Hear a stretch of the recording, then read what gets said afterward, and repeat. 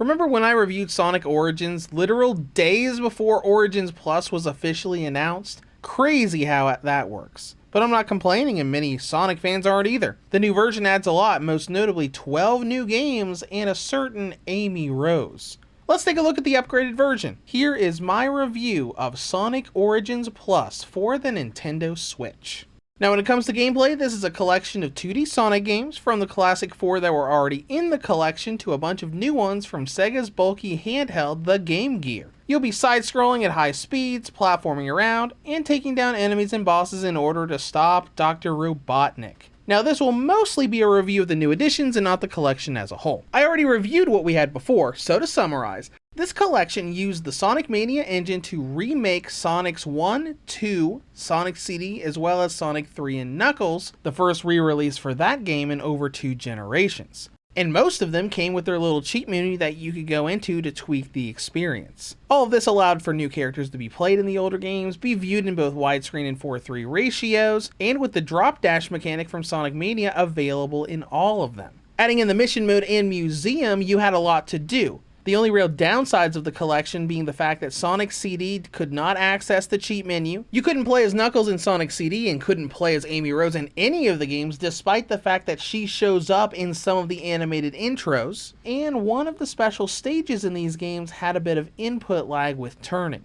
But what did Plus add? Did it fix these issues? Is it worth the $10 upgrade DLC for owners of the original game? To be honest, they added more than you'd think. First of all, we have all of the previously released DLC for Extreme Missions, Mirror Mode, Extra Songs, and the like built in. But the 2 biggest additions are Amy Rose as a playable character in all of these games, and the inclusion of all Sonic franchise games for the Sega Game Gear handheld. And the latter is the biggest draw for me. Playing as Amy is cool, but as a huge handheld fan, having every Sonic Game Gear game in one place is great. But before diving into those, there were some smaller improvements that they made. You can now play as Knuckles and Amy Rose in Sonic CD, despite the fact that Knuckles' glide absolutely breaks the game, letting you skip a bunch of the puzzles and obstacles. And with performance, they fixed the input lag with the Orb Special Stage.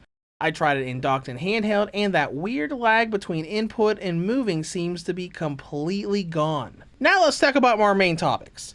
Amy Rose. She's never been playable in the 4 classic Sonic games before. You can use her in all of these games, plus being able to pair her with Tails in Sonic 2. She plays very similar to Sonic himself, but has 2 main abilities via her Pico Pico hammer weapon. She uses it while spinning in the air to have greater reach when attacking airborne enemies like Robotnik's robot bosses. You can also use this on a drop dash to have Amy hit the ground and run forward, swinging her hammer like a maniac to knock out nearby enemies. It's not a crazy different moveset, as she does feel very similar to Sonic, but it definitely helps you rack up more hits faster on bosses. Plus, Amy can, for the first time in the franchise, transform into Super Amy, gaining a white glow around her body in her variation of the Super Sonic form. And then we have the fact that this collection went from having 4 games in it to 16. Plus added 12 Game Gear Sonic games, from the Game Gear versions of Sonic 1 and 2, the Drift Racing games with local multiplayer variants, Tails Adventure, the Mean Bean Machine games, and even Sonic Spinball. These are listed under the mission part of the main menu, just FYI, since it took me a while to actually find them, but it's great to have all of these games in one place. I still own a Game Gear and its version of Sonic 2, but have never played any of these other Sonic handheld games before Origins Plus.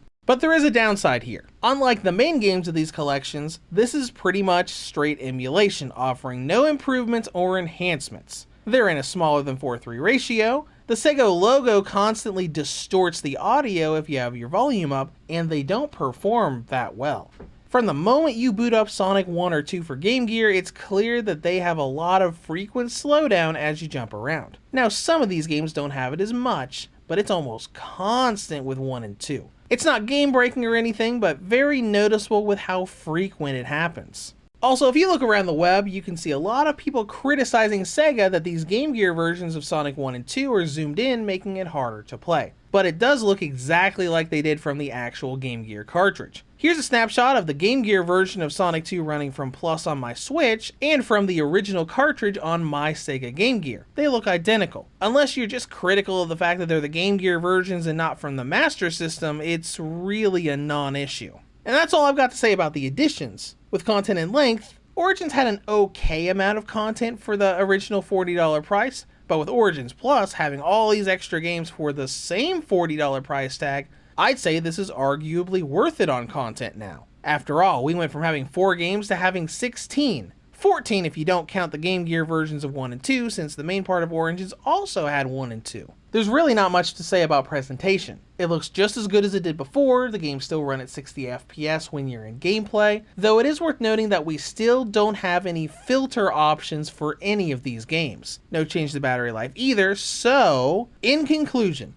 Sonic Origins came back with its definitive edition, adding in Amy Rose, over a dozen Game Gear Sonic titles, and lots of little tweaks and additions, including the special stage input lag being fixed. Now on the downside, a lot of those Game Gear titles are riddled with slowdown and performance dips from being straight emulation. But this was a pretty good collection before, and now it's even better and more justifiable with that $40 price tag. They're all great games, and any classic Sonic fan should check it out. Reviews to Go rates Sonic Origins Plus for the Nintendo Switch an 8.5 out of 10. If you have any comments or questions, feel free to leave them below. Thank you for watching, and have a great day.